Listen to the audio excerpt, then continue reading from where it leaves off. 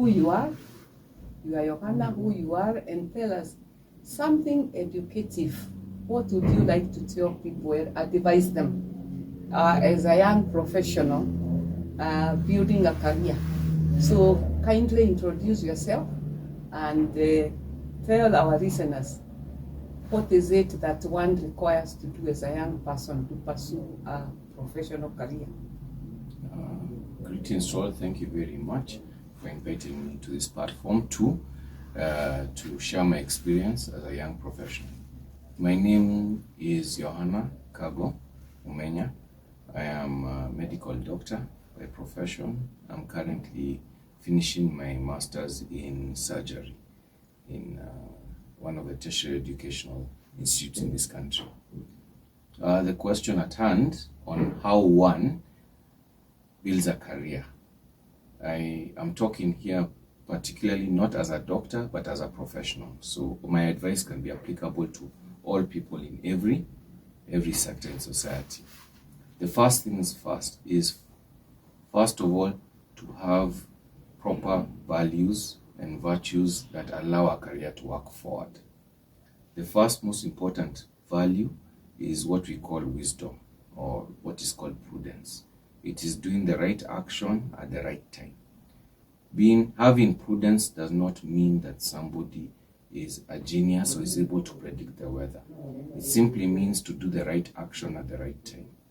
An example of this can be used in everyday life. For example, when one is crossing the road, someone finds himself looking left or right, and then looks left again and right again, then crosses the road.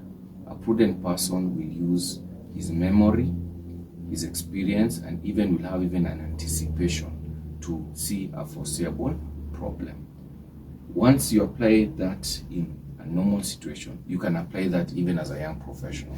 So a young professional should be prudent enough, number one, to pursue their career. Number two, to find themselves doing and completing their actions on time, well, and to the best of their ability. It means not wasting time. It means focusing on what you need to do at hand and to ensure that you use the best means possible. In the current age of computers and technology, it means to know that knowledge is no longer something that cannot be found easily. So a prudent person will use the current technology to improve themselves, but not find themselves going to other bad things. That is what you need. You need prudence at first. Then there's another very important virtue or value that you need. It's called courage or fortitude. Now, fortitude means you're willing to do a difficult task. It does not mean that you don't have fear. It means that you need to pursue a difficult task. For example, if majority of the audience in this platform are engineers, engineering is a very difficult task. It finds itself going with ups and downs, a lot of calculations, a lot of problems that meet your head. You need to have the fortitude, which we say, for you to pursue that. Now, as a young professional, you might find yourself very scared to do something difficult. Most people find themselves beginning their careers with maybe simple tasks, but they tend to be maybe very difficult, or they are afraid to do them. Fear is not the way to actually achieve any professional excellence. You might have the fear because of lack of knowledge. Therefore, you should have now the prudence or the wisdom to acquire that knowledge. If you find yourself not able to do something, you look for the proper formation to get you to the point of understanding how to do those tasks. So it is difficult, it requires patience. Most of us usually look at people who are ahead of us in our careers and feel a bit of envy. And that envy is, why is this person very good at what he does, is achieving a lot, but you never actually went back to look at how they got to that point. An example can be used in terms of a tree. A tree might have a very, very beautiful fruits, but you never knew how it began and the roots that it had. Thank you very much. We will take a short break, and when we come back, we shall continue with you telling us your personal experiences. Okay. Let's take a short break. We shall be back. Welcome back. Now, we want you to give us your personal experience using those virtues that you have just mentioned. I am sure you have not exhausted them. Those are just examples of the ones on top. Just continue. Okay, thank you very much. So now to look at myself and see how I use those virtues. As a medical professional, we find ourselves with very structured and sometimes very difficult working environment that seems unending. So prudence itself can be met in various ways. Prudence itself in terms of beginning your duty. For me, my experience is that when you have a whole duty roster before you and work to do, it's best to be very organized in how you begin. It's best for you to start with the most difficult patient before you go to the easiest one. It's better to start with the hardest task first, because the hardest task you'll begin with the more difficult while you still have the energy. If you have a lot of work to do and you begin with the easiest, it's usually the easiest one is best done when you're tired, because you find yourself not pursuing to difficulty. So that is where the prudence begins.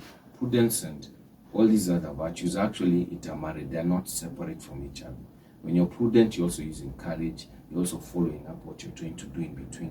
You're prudent enough to choose the most difficult task first, and then you go to the easiest one. When you're choosing the most difficult task, you're having a lot of courage, because you don't want to do the hard task. Your body, water flows to the point of least resistance. It's easier for us to choose to do the easiest thing first and then leave the harder one later. Then if you do that first, you'll end up not finishing the harder task later. Examples can be, for example, you see there's a patient who you're dealing with who has a very difficult, let's just say, pathology, that's disease. And you find that this one here will take more time compared to the others. So you can choose to go for the easier case first, and because in your mind you'll say, I'll deal with that later. But you don't know what will happen in between the day, and you might find yourself being massively exhausted. So it's better for you to choose the harder task first, finish the harder task while you still have that energy. Then the easier tasks will be completed that way. So that is one way you can do that. I've mixed in between the two. These virtues are not delineated from each other. They actually intermingle. As you're using one, you're pursuing another. And those ones there can be applied in any circumstance, from a doctor to a lawyer to an engineer to an accountant. If an engineer finds himself dealing with a very difficult project and he has an easier project, it would be advisable for you to choose the harder project first while you still have the energy in the beginning of the day, compared to choosing the easier project, because the harder project is waiting for you. And then the fortitude is for you to actually start. Usually the simplest way to be a good professional is actually just to begin. And just do it and keep on doing it until you finish it.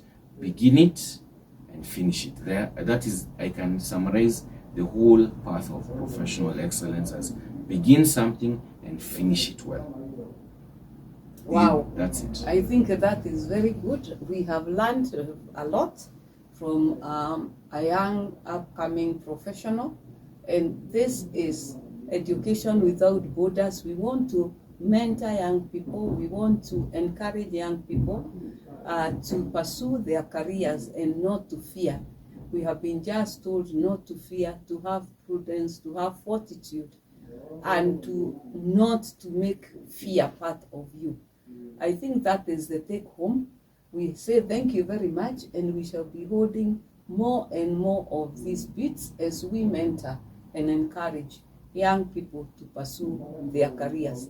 Maybe in 1 second or half a second, what is your parting shot? What would you like to tell our viewers as you leave? Don't be afraid. Don't be afraid.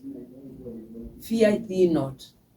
Thank you very much. This is Education Without Borders. We shall be back with more, and thank you very much for watching us.